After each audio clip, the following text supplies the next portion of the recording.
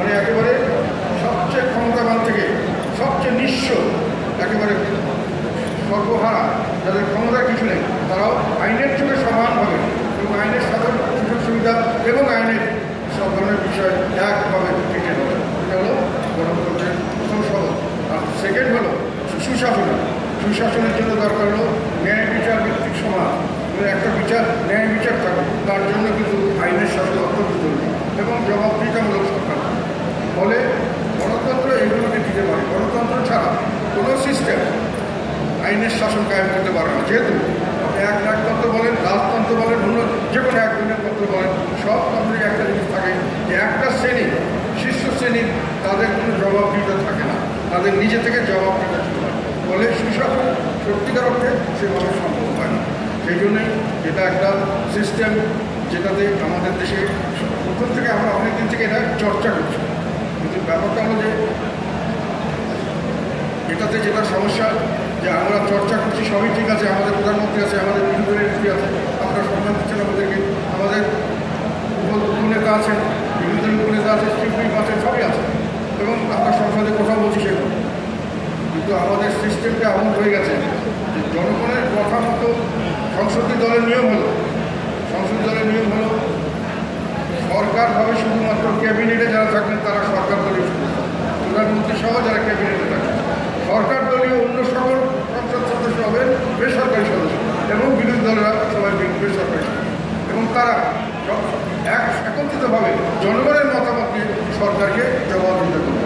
এবং যে কোনো কাজে সংসদের নিয়ম হলো সব কর্মকাণ্ড কেন্দ্রীয়ভাবে সচল, সব কিছুকে সংসদে নিয়ে আসতে হবে এবং পাস করার যখন প্রশ্ন আসে তখন এখানে অ্যাকচুয়ালি একটা প্রশ্ন আসে যে তার মানে ফেল করানোর একটা প্রভিশন থাকতে হবে, যে কোনো জায়গায় কোনো প্রস্তাব হতো আমরা পাস করলাম, সংসদ পাস করলাম, কাজে তখনই হয় বিরোধী দলের নেতা হিসাবে একটা যথেষ্ট গুরুত্বপূর্ণ ভূমিকা পালন করার থাকে, যে তারা যদি চায় তাহলে সরকার দলের লোক সরকারের বিপক্ষে ভোট দেবে যদি যুক্তিসঙ্গতভাবে বুঝানো যায়, এবং সরকারের লোক বিরোধী দলের লোক সরকারের সঙ্গে যাবে যদি সরকারি দলের নেতারা সেটা সঠিকভাবে বুঝাতে পারে। এইভাবেই কার্যক্রম চলার কথা। তো আমাদের দেশে একটা ধারণা করে আপনারা জানেন যে কোনো দলের লোক তার বিপক্ষে যেতে পারে না, সরকারি দলের সদস্যরা সরকারের বিপক্ষে ভোট দিতে পারে, ফলে অটোমেটিক্যালি যেটাই সংসদে যায় সেটাই পাস হয়, ফেল করার পাস না হওয়ার কোনো সমস্যা থাকে না। এবং অনেক জিনিসই আমাদের দেশে এই জন্য সংসদে আনা হয়। সেইভাবে আমরা যেটা চাচ্ছিলাম যে সংসদীয় গণতন্ত্র সেটার চর্চা একটা বাধা হচ্ছে, এটা এখন থেকে না, দীর্ঘদিন সব সরকারের আমলে গেছে। আমি সব সরকারের আমলে এই বিষয়টি তুলে ধরার চেষ্টা করেছি, আমি বিল এনেছি, আমি বিভিন্ন জায়গায় কথা বলেছি, আমি অনেক জায়গায় আর্টিকেল লিখতে পেপার এই জনমত তৈরি করেছি যে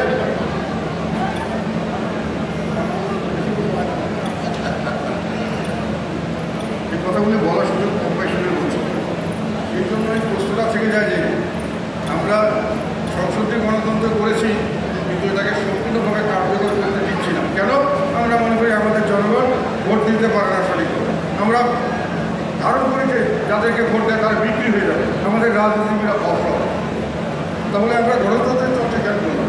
আমার প্রশ্ন এখানে, গণতন্ত্রের যদি চর্চা করতে হয় তাহলে জনগণের রায়ের উপরে আমার বিশ্বাস থাকতে হবে, জনগণের বিচার বুদ্ধির উপর বিশ্বাস থাকতে হবে, তার গণতন্ত্রের উপযুক্ত সেটা আমাকে বিশ্বাস করতে হবে, তারপরে আমাদের নেতাদেরকে বিশ্বাস করতে হবে। কথা হলো তারা বিক্রিতে হবেন না, হবেন একবার বা দুবার হতে পারে, আমি বারবার বলছি, কিন্তু তৃতীয়বার কিন্তু জনগণ যে লোকগুলো বিক্রি হয়ে যাবে পয়সার জন্য তাদের ডিসিশন চেঞ্জ করবে, জনগণ দিকে তাকাবেন না, জনগণ তাদেরকে রিজেক্ট করবে। এই জন্য আমরা সবসময় দাবি করেছিলাম যে সংসদীয় গণতন্ত্রটাকে সম্পূর্ণভাবে কার্যকর করা উচিত এবং এর জন্য কিছুটা হলেও আমাদের রিস্ক নিলে নিতে হবে। দেশে যদি সংসদীয় গণতন্ত্র থাকে তাহলে গণতন্ত্র বিকশিত হবে এবং সেই গণতন্ত্রের সুফল সারা দেশের মানুষ যেভাবে গ্রহণ করতে পারবে। নাহলে গণতন্ত্র না হলে সুশাসন কোনো সময় আসে না, সুশাসন না আসলে দেশের মানুষের কোনো সময় স্বাস্থ্যস্থ হবে। আপনার কতগুলো সমস্যা এখানে তুলে ধরেছেন, আমি বিস্তারিতভাবে আবার আপনাদের থেকে নিয়ে নেব। যেটা আমি বুঝতে পেরেছি সেটা হলো ইঞ্জিনিয়ারিং যেগুলো বিভিন্ন ইনস্টিটিউট বা কলেজ বা যেগুলো শেখানো হচ্ছে সেগুলোতে যেটা হচ্ছে সেখানে মানসম্মত শিক্ষা হচ্ছে না, এবং যারা ইঞ্জিনিয়ার হিসেবে পাস করছে আপনাদের মধ্যে তারা উপযুক্ত ইঞ্জিনিয়ার হচ্ছে না। তো সেই সবটা অন্যান্য মেডিকেলে ওটা আছে, অনেক জায়গায় আছে, বার কাউন্সিল আছে, মেডিকেল বিএমএ আছে, একটা সনদ দিতে পারে। আমি জানি না আমাদের দেশে আগে তা ছিল না, এখন সনদের যদি কোনো অ্যারেঞ্জমেন্ট করতে হয় এটা করা উচিত বলে আমি মনে করি।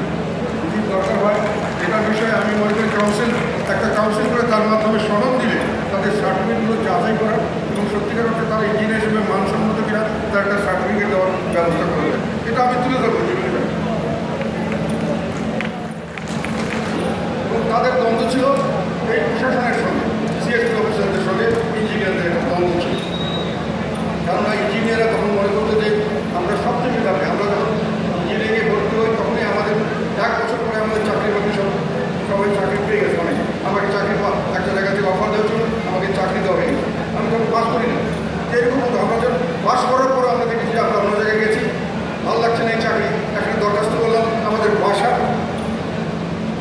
অ্যাপয়েন্টমেন্ট লেটার আমাদের দরজার নিচে দিয়ে দিয়ে যাবো, পিওন এসে দিয়ে যাবো, মানে আমার কাছে চলে আসছে।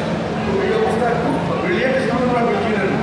আর তারপরে যারা থাকবো তারা ইউনিভার্সিটি করে সিএসপি তো ইঞ্জিনিয়ারের মনে করতে তারা তো আমাদের যোগ্য নয়, কিন্তু আমাদের যে কাঠামো, শাসন পদ্ধতি ছিল ঔপনিবেশিক পদ্ধতি, সেখানে সেন্ট্রালাইজ কন্ট্রোল।